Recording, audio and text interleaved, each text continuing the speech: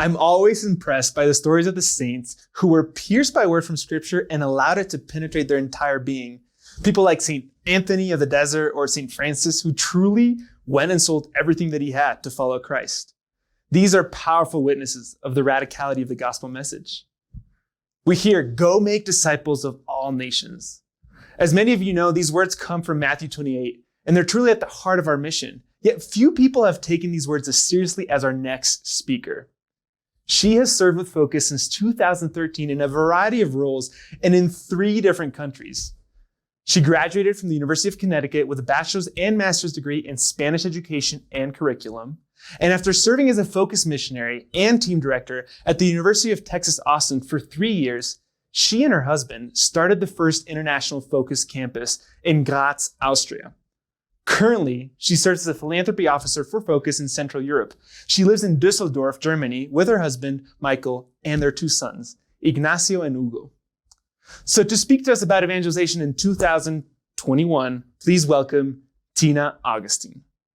Have you guys done anything recently, say in the last year or so, that scared you? I'm going to go out on a limb and say you probably have, because we're living in a pandemic and our world is crazy right now. Our routines aren't operating as they normally would. Our life isn't operating as it normally does. So we've been faced with some new changes and new challenges in our lives. Well, I would like to tell you a story from my own life. 5 years ago, my husband and I got married, and very shortly afterwards, we moved to Austria. And when we moved to Austria, we didn't speak any German. And so over the last 5 years, I have learned German. But yet, speaking the language, for me, even though I speak it on a daily basis, is a really uncomfortable thing. I find it really uncomfortable to have to go out, even to do simple things that wouldn't be that hard in English. I find really uncomfortable and even difficult to do in German. So for example, I drive this cargo bike around the city. We don't have a car. So we have 2 kids and they ride in the bike and it can fit up to 4. So sometimes I'll pick up my teammates' kids and they'll ride in the bike and the 4 of them are just giggling because they absolutely love it and they're just sitting in this big bike cart. And I love my bike. I feel like a really cool European mom riding my bike around the city. Well, we had some bike troubles. I can tell because when I'm riding it, like the pedals aren't going through the gears properly. But I'm in my head thinking, I don't know actually how to say this in German. Oh my gosh, I have to call the bike shop and I have to explain what's going on. Ugh, now I'm faced with this situation. So I get the courage to call the bike store a few weeks ago. And I'm just like, okay, I hope I can say this to the guy. I hope he understands what I'm talking about, doesn't think I'm crazy. So I explain to him what's going on. He says, yeah, bring him to the shop. I hang up the phone. And I do like a silent fist pump to myself in my laundry room because I'm so proud that 1, I was able to get through the conversation in German and he didn't ask to speak English and he knew what I was talking about. But I share this story because all of us in our lives have something, some area of fear or discomfort that we are faced with. And I think as children, many of us have experiences where we're constantly encountering changes and new settings, new situations. We're little, we're going to school, we're making friends, we're joining clubs or activities. Maybe we're going off to university in a new city. But then we come to an age, maybe around our early 20s, when we get good at controlling our environment. We actually stop taking risks. And I think it's not always a super conscious choice, but subconsciously we get comfortable, we get good enough at a skill. Maybe we're in a good place in our job and we really stop taking risks. And we kind of prevent the level of new challenges around us. We just don't allow these new experiences to happen. And it could even be so much as you've been given a job opportunity in a new city that's far away from your family or your friends. Maybe it's across the country or halfway across the world, but you won't take it because it actually seems really scary right now to leave everything comfortable behind and to go do this new job somewhere foreign. Or you have a group of friends around you that aren't really bringing you to a life of virtue.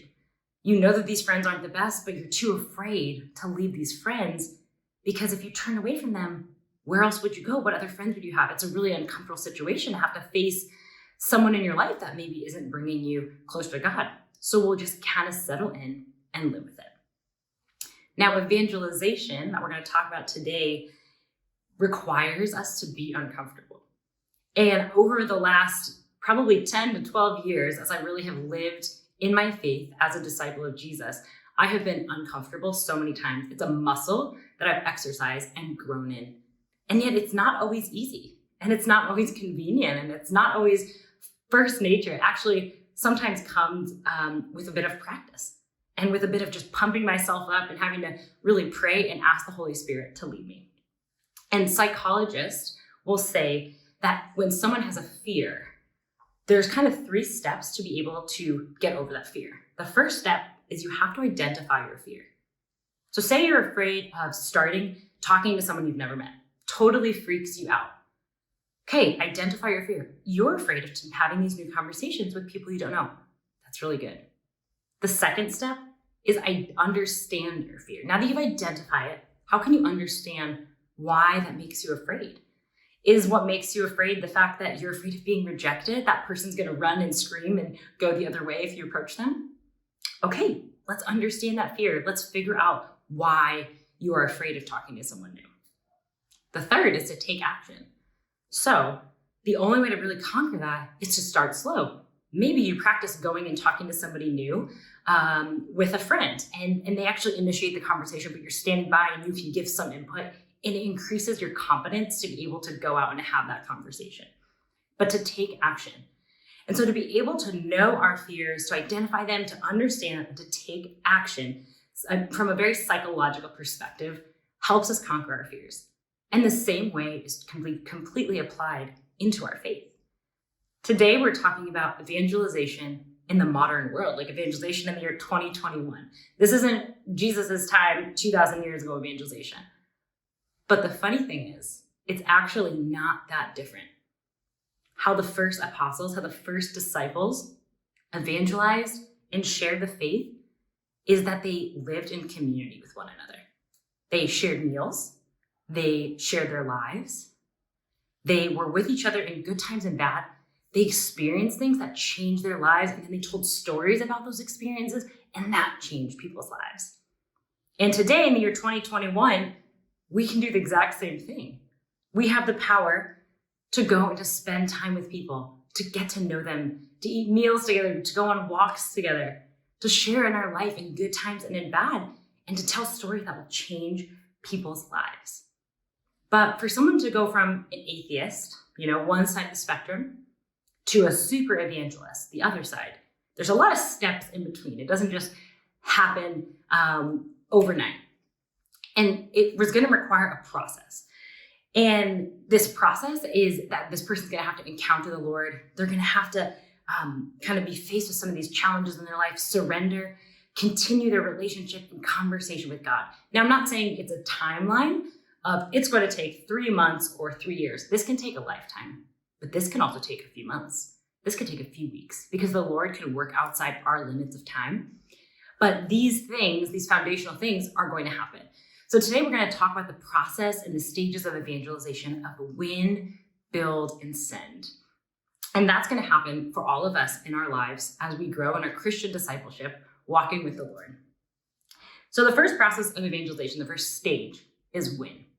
And what win means winning people into friendship with God through the witness of our life and through a relationship with Him. And I want to tell you a story about a girl in my Bible study, the first Bible study I ever led, which was 10 years ago. Her name is Sarah. And I remember the day I met Sarah. I was at this time really zealous to go out and to meet people. I really wanted to lead a Bible study. My life had been changed and I was so excited. So I was ready. I was out on campus with friends at our student union, and we're meeting people out on campus, and people are walking by and we're asking them to sign up for Bible study. So people are walking by and I'm just standing there like, hi, hi, hi. And a friend that's with me, he's like, are you going to stop and talk to anybody? Or are you just going to watch people walk by all day? And I was like, I am terrified to talk to anyone. It is so scary when someone's walking by you to get eye contact and to make the first initial hi conversation. I was totally afraid. And he's like, all right, you can do this. This next girl coming, you're going to stop and ask her. And I was like, I don't think I could do that. But I said, okay. So this girl's walking towards me and I'm like, hi, would you like to be in a Bible study? And she says, sure. So she and I exchanged contact information, and she joins my Bible study. And Sarah starts to come kind of sporadically at first, once every few weeks. And then she started to come a little bit more regularly. And she started to bring her roommate Alex occasionally. And we would start meeting outside of Bible study. I got to know her more than just once a week in that study. We would do things on campus. We would go out to eat. We would meet each other at Mass on Sunday. And I just started to share my life with her. I wanted to get to know her because she's someone that I was walking with and experiencing the faith with. And it was really cool to know her in Bible study and to share these things. But I wanted to actually know her outside of Bible study so that our friendship could deepen. So, at that time, that's kind of how our friendship grew.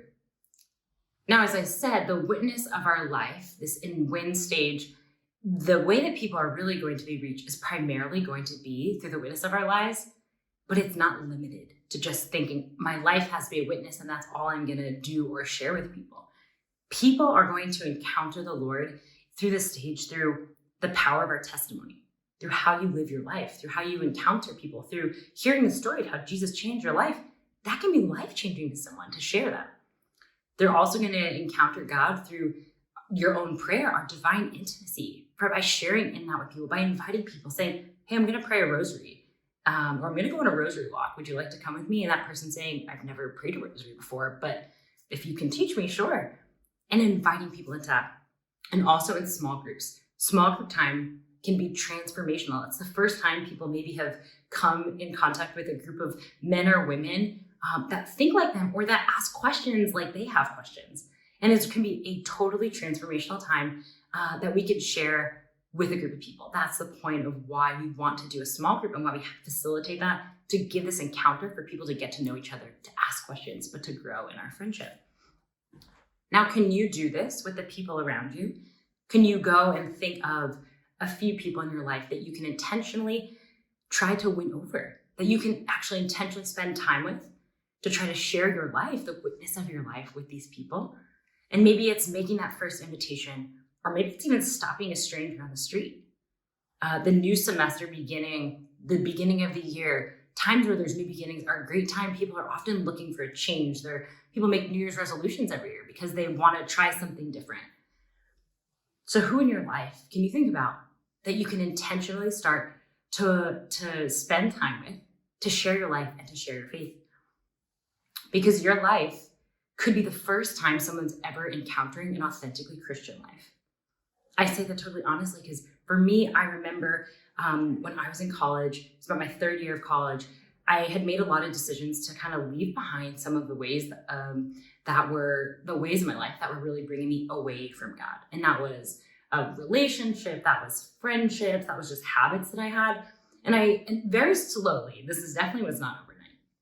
Very, very slowly, I started to hang out with this group of people from our Catholic center. And they were so patient with me and so loving in their friendship. They continued to invite me when I would cancel plans, when I wouldn't show up, when I said I would and then just wouldn't call them back. They continued to invite me. They didn't give up. And they were persistent, but they were always charitable, always kind. And I never ever felt pressure from them because I knew that really they wanted good things for me. They were people that had a lot of fun, but lived a life that was different than what I was being offered kind of from the rest of the people around me. And during that time, that friendship of those people was so powerful, just to see these guys and these girls around me living a really authentically Christian life. And I could tell that their lives were really full. They lived with tremendous joy. And they were hardworking. They wanted to be great students. It wasn't like they just left their academics. They wanted to be great in their jobs. They really worked hard, but they wanted to honor and glorify God in every stage of their life. And that's the beautiful thing, is that to be Christian, to follow Jesus, there's no XYZ model. You have to live this way and do this thing to be a Christian or to be a Catholic. We're not given these rules. The church is so generous and so big and so vast and so diverse that to follow Jesus, our life can look completely different from one another. But at the core of our lives, at the core of our hearts, what is the ultimate desire? It's to be known, to love, to be loved, and to be in a relationship with God. And as we're winning people, and I remember thinking too, when I was with these friends, that their lives were so attractive. Like I wanted to live lives like them. I never wanted to be them and to just have their life. It wasn't that I was just trying to do everything they did the same, but I wanted my life to be like theirs, to be on fire like theirs, to be inspired like theirs, to be joyful and very free like their lives were. And for me, that was my own encounter with Wynn. And that was my own encounter with this community of people that were walking with me. Sarah, she wrote me last year, about 8 or 9 years after that Bible study, after kind of parting our separate ways. And she said, hey, I want to just thank you for everything you did for me in college. You were one of the best people I met. And I think back to the relationship I had with her because we were only in that Bible study for about a year before I left and I graduated. And that time of her life, I think it was really transformational because I really think I was the only person that she knew that was living an authentically Christian Catholic life. And I think back to what the Lord did, and the Lord is still working in her life. And it's just beautiful to see how that time, even though it was so long ago, meant something to her. And it wasn't me, it was what the Lord was getting to do through my willingness to know her and through my invitation. Now, Pope Paul VI, he wrote an exhortation to the church, Evangelization in the Modern World, Evangelization. And in this, he writes, there is no true evangelization if the name, the teaching, the life, the promises, the kingdom, and the mystery of Jesus of Nazareth, the Son of God, are not proclaimed. There's no true evangelization if the name, the teaching, the life, the promises, the kingdom, and the mystery of Jesus of Nazareth, the Son of God, are not proclaimed. Because as much as it is powerful it is to witness our lives, we need to give a name to the reasons why we live that way. We need to share with people the reasons why. And that reason is my relationship with God. The reason I have hope, I have joy, the reason I can be free and I can love myself and generously want to give my time to know others is because of my relationship with God. And before we can move with someone into build, there has to be a very explicit presentation of the gospel. And I remember when I was a missionary in Texas, sitting down with a number of women. I would always go to this one coffee shop I loved, and they were in my Bible study. So I had been with them for a number of weeks, a number of months, really walking with them in their faith. And at one point I would sit and I would ask them, have you ever thought about really giving your life to God, making Jesus the center of your life? Like, have you ever really intentionally thought about that? What about today? What about today? And over tears, many of them broke down because they had never in their lives, they had lived their lives going to mass every Sunday, even being around faithful communities of people, but they had never in their lives been asked this question so directly and really been faced with a choice. Do I want to follow Jesus? Do I want to follow Jesus? And after we're able to have that conversation, after someone's able to open their heart to say, yeah, I do want that in my life, we can move to the stage of build. And what build is helping people build the habits of an intentional disciple. It's building the program of their lives. Now for me, like I said, when I started my senior year, the summer in between my junior and senior year of college, I went on a pilgrimage to World Youth Day to Spain. It was about 3 weeks, and it was really, really life-changing for me because it was the first time in my life I went to daily mass every day and prayed a holy hour every single day, 3 weeks. I remember coming back thinking, I'm like the holiest person ever. Oh my gosh. But really, like, what the Lord did in the time of daily prayer and daily mass. I mean, I had gone to daily mass very, very sporadically when I was coming to know that Catholic community. They invited me, so I would go when it was convenient, but it was not a habit in my life at that point.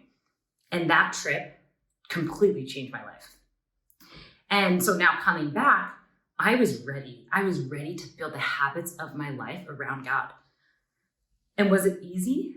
No, not always. Was it convenient? No. It required sacrifice, but it was so worth it. It was so worth it. And at that time, I started meeting every week with another girl. She was studying as well, and a missionary on my campus, another disciple and a missionary. And we were just walking together in our discipleship. We would meet every week, but then we would also spend time with this missionary doing the things she did, going grocery shopping, going out, going shopping, really doing very, very normal things. And I remember just how watching her live her life in these everyday things, but also in her prayer, she completely modeled that for us. Because in that discipleship relationship, when I was really being built in my faith, I was forming my mind to think like Christ. I was forming my character to be like Christ. Because it wasn't just about, okay, you're great, you've accepted Jesus. Here's a Bible, good luck, and I hope you can finish it. No, that's not what it means to build. It's not just handing someone material or a program. It's about walking with them. It's about this being modeled for them continuously, that we can constantly show people how to live their life. And so if we're walking with people on the stage, we need to be entering into prayer with the Lord, sharing that with the people we're working with. And that repetition of being around faithful people, seeing how they live their lives, changing the habits in my own life was really how I started to build these things. I remember the beginning of that academic year, sitting down with this missionary, with this friend, and we opened our planners, and it was like, okay, we're going to write down everything in our schedules that we want to do. So it was like, okay, daily mass. I'm going to go to mass every day. That was my goal. If I can make it in my schedule, I'm going to go to mass every day. And it would be sacrificing things or choosing classes intentionally that I could make the mass that was at 12:10 at the Catholic Center. Okay, great. What am I going to pray? I'm going to try to meet people at the chapel because accountability makes that a lot easier. I could go by myself, but to go with other people, we get to do that in community. Great. We're going to do these things together. When am I going to spend time with the girls in my Bible study? When am I going to prepare for Bible study and lead that Bible study? And this was simultaneously around the same time that I was actually at some of the most challenging point of my academic career. But my priorities were, I want to be a great student and I want to be a great disciple. And that's what I was focusing on. And I was making time for both. I was just very intentional about my time. Now, if you've graduated from college, you have a lot less time than you did when you were studying, when you were in college. So your time is limited. We need to use our time well. We need to use our time efficiently to come to know the Lord and to come to share our faith, to walk with people. We need to be intentional about it. Now, can you do that? Can you open up your calendar and can you find time to walk with the men and women around you? Can you find time to be intentional about your life and to say, this is a priority. I actually want to put this in front of other things. I want to put these relationships in front of other things in my schedule. Can you do that? What is that going to look like to walk with other disciples in your community, to model the faith for them, to live a life of virtue and continue to lead by the witness of your life? Because when we get to build, we don't stop winning. It's not like, okay, we're done winning. Woo, close that chapter. No, when we get to build, we're still winning in relationship. We're just deepening that through the build. We're still getting to know each other as friends. And if you guys remember making friends, maybe you haven't made friends in a long time because you've had the same people around you since you were little. It's really uncomfortable. I've had to do it many, many times, moving to new country, to new city in a new country a few times in the last years, and it's really uncomfortable. But it takes time to get to know people. It takes time to build our friendship. And when we get to know people, then it takes time to share in our faith. All of these things are going to take time. And this, I just remember this very big difference in that community in my life. These people just wanted the best for me. They really wanted me not to give anything back to them in return or to prove anything. The Catholic community I was around really wanted me to know Jesus. That was their end goal. And it was so humbling and so freeing to be surrounding myself with people that wanted my good. They pushed and challenged me to be excellent. They wanted me to be excellent. Now, if the women in my life stopped there, if they said, wow, Tina, that's great. You've really come to know the Lord. You've read a lot of things. That's really beautiful. I wouldn't have entered fully into the mission that Jesus has called us all to in this earth. Because at the end of his life, the Great Commission, the last words that Jesus speaks while he's on earth are, go therefore and make disciples of all nations, baptizing them in the name of the Father and the Son and the Holy Spirit. This is a command from Jesus that we should go out and make disciples. Not like, if you have time, if it's convenient, but no, you should go and make disciples. We are called to do that. And as we move into the send, what that looks like is an invitation into the mission of Jesus. And we like to refer to that as a high call, because there can be many invitations we get, and I think many of them are not this high call.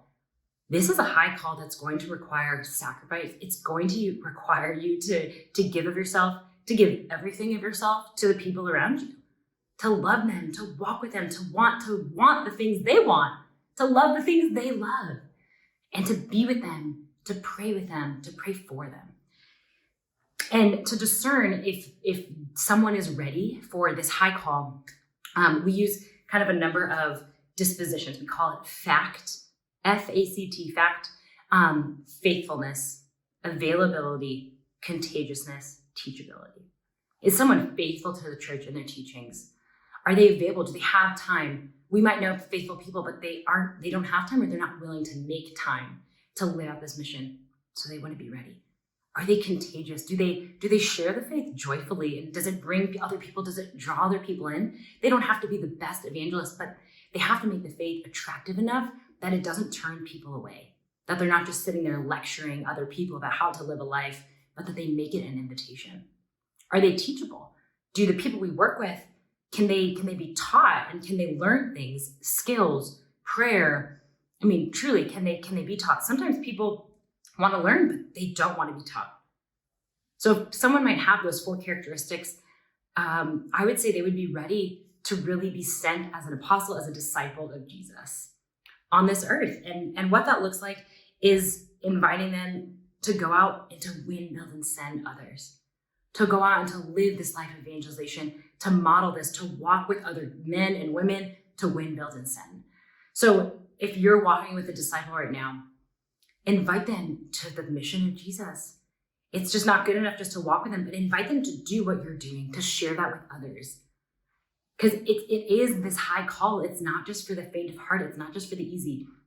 But the Lord calls all of us to it. So if he calls everyone to it, it's not like it's just reserved for a few special people. He wants all of us to live this life. But we have to do it together, and we need people to show us how to do it and to walk with us. Pope Paul VI in Evangelization, he also says, "It is unthinkable that a person should accept the word and give himself to the kingdom without becoming a person who bears witness to it and proclaims it in his turn." It's unthinkable that a person should accept the word and give himself to the kingdom without becoming a person who bears witness to it and proclaims it in return. We hear this from the church. This isn't a focus idea. Focus is really not that creative. We didn't invent this. This is what Jesus asks of us. It's what the Holy Fathers have written about, and it's what the saints have done since the beginning of the church. They've invited other people to go out and do this. I'd like to tell you a little bit about the story of Saint Paul. Now, Saul at the time was a very faithful Jew, and he's going to Damascus to go arrest a number of Christians who are living the faith. And on his way there, he's knocked off his horse. It's a famous story, and in Acts it tells us Saul, he hears a voice first, but this voice says, "Saul, Saul, why do you persecute me?" And he said, "Who are you, Lord?" And Jesus responds to him, "I am Jesus, whom you are persecuting. Rise and enter the city, and you will be told what to do." And he is blinded for 3 days, and he doesn't eat. And he goes into the city after hearing the voice of Jesus speak to him. After hearing the voice of Jesus saying, "The one you're persecuting, yeah, that's me. It's me that's calling out to you." And he's given the direction that a man will come and lay hands on him. Well, that man, his name is Ananias. And the Lord speaks to Ananias in a dream. And Ananias says, "Lord, I have heard from many about how much evil he has done to your saints in Jerusalem. And here he has authorities from the chief priest to bind all who call upon your name." But the Lord said to him, "Go, for he is a chosen instrument of mine to carry the name before the Gentiles and kings and the sons of Israel." So Ananias, afraid to go and encounter this man Saul, who he's heard about, who can arrest and kill him even, goes faithfully because he's a faithful disciple of the Lord, and the Lord has asked him to go. And he lays hands on Saul. And Saul receives his sight. It says the scales fell off his eyes. And he spends time with the disciples there in Damascus being taught. And in a few days, he's out preaching in the synagogues. Now, I asked you about fears in the beginning because evangelization requires us to face our fears. It requires us to be uncomfortable. It requires us to take risks. But guys, the good news is it's not just you having to do this on your own. No, the Lord isn't going to do it for you. He's not just going to make everything happen, but he's going to put situations in our lives. Maybe he'll set up 99% of the scene, but the last 1% is on you. You have to act. We have to go out and act. And so be not afraid of what the Lord is asking you to do. Be not afraid to go out and to share the good news with the people around you. People in our world are dying today. They want to be known and they want to be loved. We have the power to introduce them to Jesus, who wants to know us and wants to love us and is the greatest thing we have to offer to anyone. Be not afraid to go out and win, build, and send, and what that will require. The Lord is going to ask many things of you, but be not afraid of that. God bless you. Thank you, Tina. The Impact Session was sponsored by The Chosen, the first ever multi-season show about the life of Christ. It's available to watch for free at thechosen.tv. Evangelization. Sometimes I forget that phrase actually means good news. And I love those 3 points that Tina gave us, right? First, identify your fear, understand it, and then take action. I remember a friend once told me that our actions should always reflect our hopes and not our fears. And the beautiful thing about our faith is that our hope in God, our hope in Christ and in the good news does not disappoint. So let's go out there and evangelize. The Chosen is a multi-season show that authentically shows you Jesus through the eyes of those who actually met him. Why don't you have a home? My home is many places. We get to see each of these characters completely transformed simply by the fact that they are called by the Son of God. I have redeemed you. I have called you by name.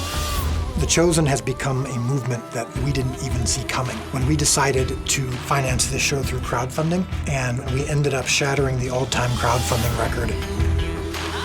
I believe you have experienced a miracle, Mary. This show feels like it's something bigger than all of us.